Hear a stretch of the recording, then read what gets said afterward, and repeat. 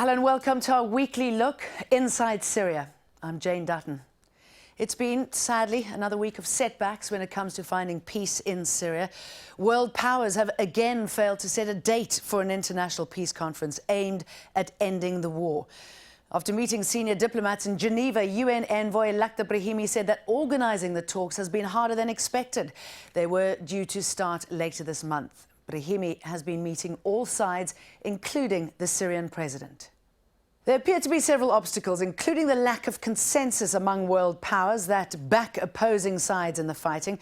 Last week, Saudi Arabia's foreign minister, Saud al-Faisal, accused Iran of military intervention in Syria. He said Syria is a land occupied by Iranian forces. The best test for Iran to prove its goodwill would be its withdrawal from Syria, along with its Lebanese Hezbollah ally.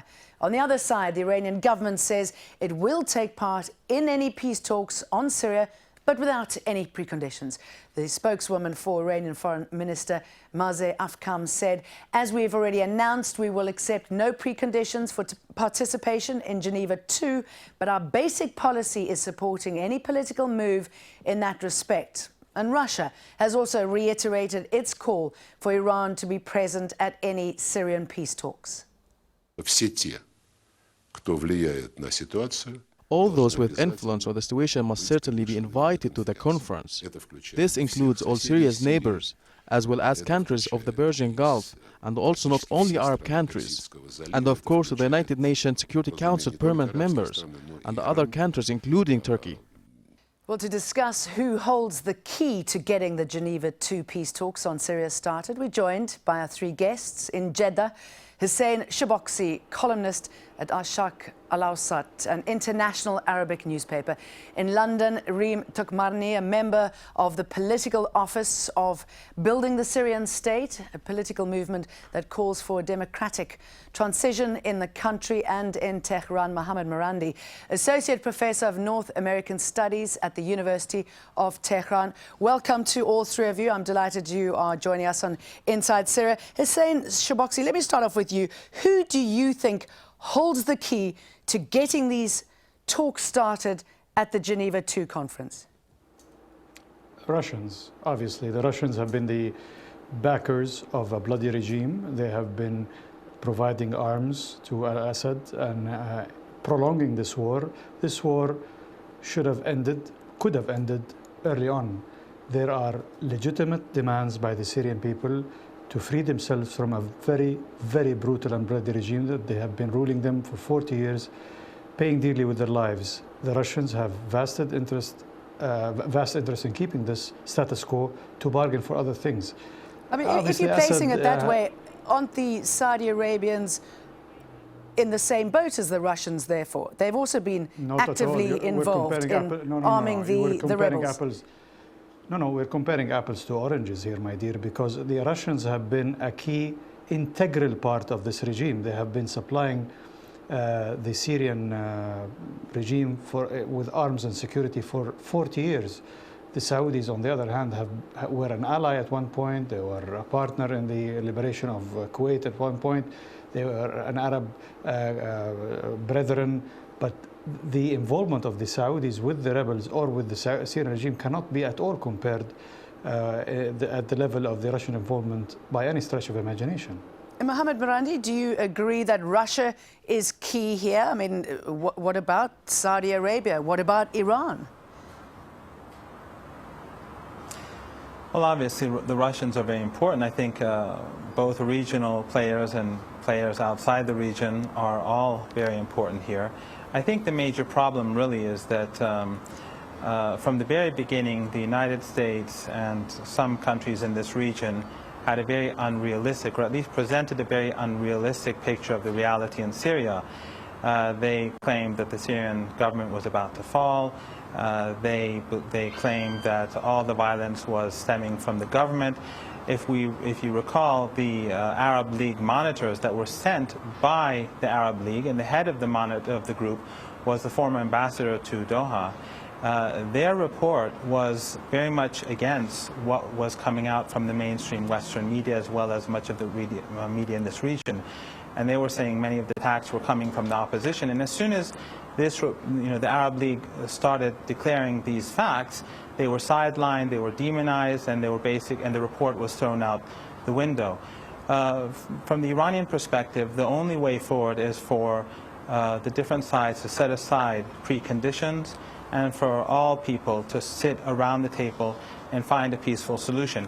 In the past, the Iranians, for example, they accepted the Annan plan, but it was clear that the United States and its allies in this region at that time felt that they had the upper hand by supporting extremists, as we know, and they didn't get what they want. If they had listened at that time, a lot fewer people would have died. Okay, you say that Iran is prepared to go without any preconditions. Saudi Arabia wants Iran to go, but to stop backing Hezbollah, obviously stop their influence in the country in the form of Revolutionary Guards and other groups. Why would Iran not accept that? Well, first of all, the Iranian presence in Syria is legitimate because the Syrian government has a seat at the United Nations. It is the officially accepted government. And any agreement between Iran and the Syrian government is within the framework of international law. The sides that are breaking international law and have been breaking international law for over 2 years are those who were sending weapons through international borders illegally, those who from almost the very start were beginning to fund extremist organizations. Their satellite TV channels, which are being broadcast from countries in this region. And how would you describe Hezbollah then, if the slaughter? It's not extremist? Well, I don't. Hezbollah is a part of the Lebanese government. I'm talking about its fighting force. And it has a role to play in Lebanese politics. Its fighting force, they felt directly threatened by the tens of thousands of extremists that have come from all over the world into Syria. And many of these extremists have officially said that particular sects should be slaughtered. On my cell phone, I have footage, much footage, about how the men should be slaughtered and the women should be taken, about how all people from particular sects and religions should be killed. So obviously it was for them a fight for their survival as a people. I think that's obvious. But if you compare the numbers of Hezbollah to... Sorry, let me just bring in Reem here. As always, Reem, it's all the other countries talking about amongst themselves how to sort out the problems within your country. Who do you think is now key to getting any sort of peace talks underway? There isn't one key anymore. I mean, we are talking about a very complex crisis that requires a very complex solution. But to open the door towards the pathway of a solution, we need many keys to that lock. The keys on the international level, let's see, on the P5, the Security Council level, seems to, to be ready to open this door. However, now we're talking about a regional conflict with many countries contributed to it, but I think right now Iran and Saudi Arabia, more than any other country, are playing a regional Cold War. And if this doesn't stop, there will be no solution, there are no keys. So we certainly need both of them to head towards peace talks and not to refuse the presence of the other and not to put unrealistic preconditions. What do you think would incentivize both those countries to reaching some sort of agreement if this is indeed a proxy war between Iran and Saudi Arabia? I think they both have to realize that neither of them can win, or the parties they are supporting. They are now looking for a victory over the other side, but this is just unrealistic. The regime will never win over the people, and I wouldn't say the Syrian people, but the Syrian forces that are supported by Saudi Arabia will not be able to win over the regime. So we're in a stalemate, and the only solution in such a situation is peace talks. I mean, obviously, both Iran and Saudi Arabia are trying to pose as the leaders in the region, but they are both being, unfortunately, an anchor that is bringing the region down. They're both still living in the past and not the present. Now, Syria's largest opposition group says it is still waiting for an official invitation by the UN to attend peace talks in Geneva. The Syrian National Coalition is meeting in Istanbul to discuss whether to attend the planned negotiations. The group is opposed to negotiations with the Syrian government unless, of course, President Bashar al-Assad steps down.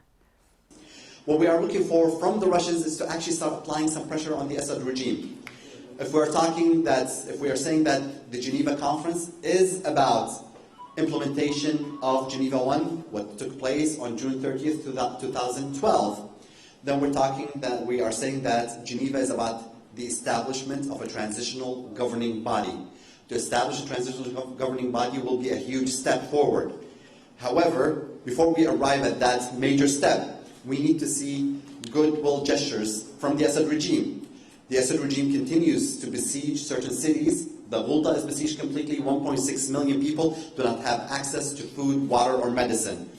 Over 200 to 250,000 people are jailed. We don't have good documentation of them. Many of them are actually dying in the jails and prisons of the Assad regime. If the Assad regime is serious about a political solution, it needs to start by giving the world some signs that it will be actually serious about a political solution. Reem, the opposition are now saying that they haven't been invited by the UN. It seems to be yet another excuse not to go to the negotiating table. What do you think the opposition is trying to get from here? From all of this? Why are they so reluctant to just sit down and start talking about peace? First of all, most of them are not suffering directly from this crisis.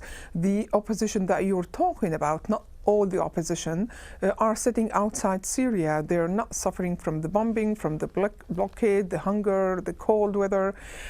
So they don't have particular interest in ending this, in resolving this crisis. The parties who have interest in resolving this, that is the Syrian people who are paying a very heavy price, they are unfortunately marginalized. There is nobody to represent them or represent their interest in Geneva too. The Syrian National Coalition unfortunately became an agent for certain regional power, and they can take him in whichever direction they want, and that immediately exclude him as a player in resolving the conflict. Yes, we need to have them on board, but to be honest, right now, the question is not about who wins politically, whether the coalition versus the regime. No, right now the question is, how do we end this crisis? How do we stop the war? How do we stop the killing? How do we provide humanitarian aid for the people?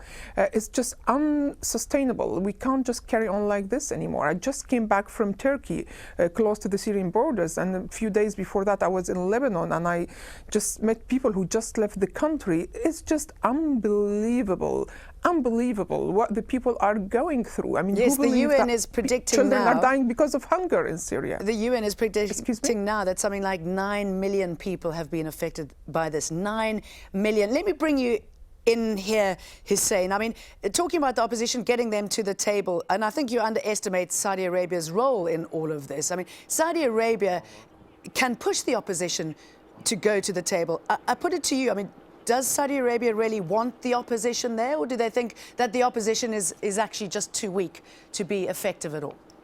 No, but the question is a moral question. It's not a political question. If you have a country like Iran supporting a terrorist regime and playing a very hypocritical card while they were dancing joyfully in the streets of Tehran and everywhere, with the position of Saddam Hussein and his Iraqi Ba'athist regime after massacring his people by chemical warfare. The same scenario was repeated in Syria. A Ba'athist regime massacring its people using chemical weapons as well. But the hypocrisy, the ultimate hypocrisy, by still supporting this bloody regime strictly because of sectarian reasons, and justifying the presence of terrorist organizations such as Hezbollah and Al-Quds Phalange over there. This is a critical issue that cannot continue. Saudi Arabia, yes, is supporting the rebels in Syria, the revolutionaries in Syria, of course, and it wants an end to this massacre. But we cannot provide al-Assad with a carte blanche to continue these massacres. He has been given an extended lifeline while he should have been punished and stopped. You cannot take the gun from the killer and allow him to go away unpunished. This is what happened with this chemical weapons circus. You took away his weapon, but he got away with murder. This is hypocrisy. Mohammed, do you think that's what's given Saudi Arabia its increasing confidence, rather, and role in the Syrian conflict? The fact that the US and Russia agreed to this chemical deal with Bashar al-Assad? Well, I think there's a lot of hypocrisy here. I mean, I'm a victim of 2 chemical attacks by the Iraqi regime, and Saudi Arabia was very much supportive of that regime, and so was the United States and European countries when he was slaughtering people. In Syria, as we all recall, Carla Del Ponte, a senior investigator for the UN, said that the opposition had used chemical weapons, and the Iranians believed that the only side that had the incentive to use chemical weapons to slaughter people near Damascus was the opposition, in order to bring in the United States, because they were on the losing side of the war. I don't think that the Saudis or the Americans and the Europeans are in any position to talk about morality when it comes to chemical weapons. I have a lot of dead friends as evidence of that. With regards to the Iranian position, the Iranians actually have, President Rouhani has on more than one occasion extended his hand to the Saudi government and said that a top priority for the Iranian government at this stage is to improve ties with regional countries, with neighboring countries, and that obviously was a signal to Saudi Arabia. Saudi Arabia so far has not taken any step forward in this regard. Again, the reality from the Iranian perspective is that the only way that we can have a solution, the only way that we can actually use keys, is for all sides to put aside preconditions saying who can or who cannot be at the table. The Iranians have not set any preconditions, definitely, without a doubt. Let me put and that then to only Hussein. then can they talk then and find a solution. Sure. Hussein, what do you make of these claims in the Lebanese press that there actually is a Saudi-US deal, where the US saying you facilitate Geneva and we will give you Lebanon? Any truth in that? Saudi media, Lebanese media is run by Hezbollah. Hezbollah is run by Iran. I think that's enough said. Credibility is below zero. It's politicized, the media over there, and it's being maneuvered to put a lot of pressure on the Saudis for certain reasons. Iran protects a bloody regime. Iran protects a killer in Damascus. Iran is part of the problem, not part of the solution. Reem, what we are hearing, and I've got this from one of my correspondents, about the fighting that's happening in Damascus as we speak. Saudi Arabia is supporting a major rebel force there called Jaish Islam, or Islam Army, and they are fighting with the Syrian army, who's supported by Hezbollah. Certainly, as I said, this is a regional Cold War, and both the regional players who are here represented by your 2 guests are being very hypocrite, or talking about very hypocrite regimes. I disagree with the Iranian guests that Iran is supporting a legitimate regime. This regime is not legitimate. It's been, came to power, through winning a 99.9% elections. It doesn't have any popular legitimacy whatsoever. And your Saudi guest is claiming that Saudi Arabia supports the revolution. I disagree with him. Saudi Arabia, together with other powers, helped to turning the Syrian revolution into a war. If we don't end this war, we will not be able to continue the revolution. And I think something international has to be done. I'm surely the longer this takes, the more excuses made about getting to the table, further strengthens Bashar al-Assad, who's making gains on the ground. It makes you wonder why he would want to negotiate when he's in such a position of power anyway. Well, because he cannot win this. I mean, he is making some gains, but it's been more than 2.5 years now, and he was not able to bring peace and security to the country. And he knows very much that once the killing stops, he's not going to be able to rule this country politically. We have to imagine Syria after the killing stops and try to guess, would the regime be able to control this country anymore? The answer is no. Even the loyalists, they don't have their full support to this president anymore. He failed as a leader. So certainly the regime needs the other parties here to share power with him to bring stability to the country again. And before that happens, we need a regional consensus. We don't accept the full support of Iran to this regime. We're not just against this regime because it's a killer. No, it's an autocratic regime. You know, it was corrupted and dictatorship even before it started killing. Syrian people have the right to end it without falling victims to a very bloody regional war. Mohammed, is there a way out of this? Well, obviously there is a way, and I think that, first of all, I should point out that the Iranians accept the Syrian government as the internationally recognized government within the framework of international law. If a non-legitimacy is due to the absence of free and fair elections, then we should say the same thing about countries like Saudi Arabia that don't even have a constitution or any form of elections. The point is that this is the world order that exists, and if we disregard that, then anyone can pass through borders of any other country. So at the end of the day, from the very start, by the way, the Iranians have said that the Syrian government must reform, and the Iranians believe right now that with the help of the international community, and that does not mean the West because they consider themselves to be the international community, free and fair elections in Syria should be held, and whoever wins, wins.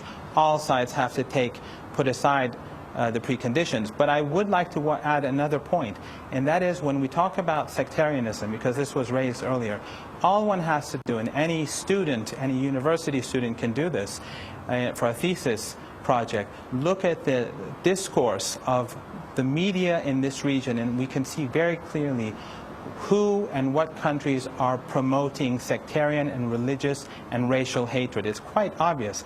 You will not find this in the Iranian media, you will not find it in the media of many other regions, other countries, but you will find it very specifically, fatwas on TV shows where they talk about killing people from a particular sect, taking their women. That sort of language is just as evil and dangerous as the civil war itself. The only way, therefore, that the problem can be resolved is for this sort of language to be removed from satellite TV channels funded by different governments, and secondly, for all sides to sit at the negotiating table no matter how much they hate each other. That is a reasonable argument. That's the only realistic way forward, whether you like one side or the other. Hussein, let's talk a little bit about Lakhdar Brahimi. He is the envoy. There seems to be a retraction of support as far as he's concerned, whether it comes from Saudi Arabia or the opposition. What's going on there? Clarity and trust. There has not been a clear set of principles to base Geneva II on, particularly the question of Assad staying in power or not. There is a consensus, a very clear consensus in the global community today that this man should not stay in power. He is not part of Syria's future, nor should he be. He is the problem. You cannot have somebody continue to be in power while he was the reason behind the bloodbath that exists today. Sectarianism as an issue is from both sides. You can't have a problem from one side only. That's part of the Iranian problem today. Of course, there are bloody fatwas from one side, but there are the same sickening fatwas from the opposing side as well. We would like to live in a better Middle East, but to do that, we have to get rid of the killers as well. Okay, let me put that quickly to Reem. So Lakhdar Brahimi, he's been undermined, massive standoff when it comes to the opposition. I mean, how does this make you feel as a Syrian, what's happening at the moment, and the fact that there's so much reluctance, it seems, to get this resolved?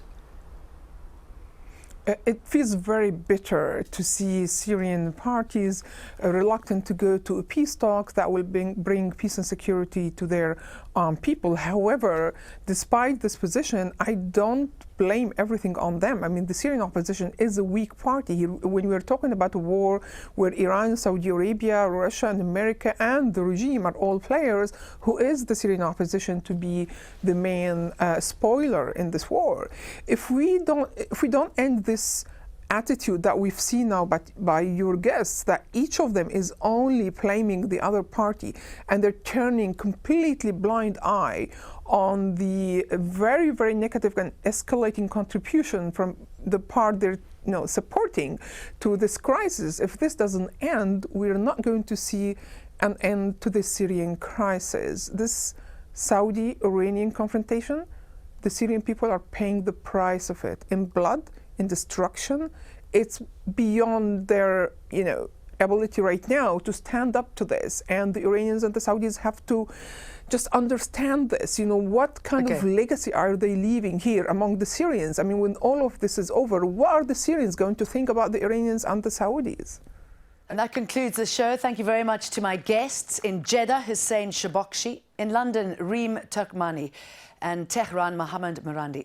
That's it for today. Thank you for joining us. Remember, Al Jazeera has extensive and continuing coverage of what's happening in Syria, not just on this program, but with our hourly news programs, and of course, online at aljazeera.com.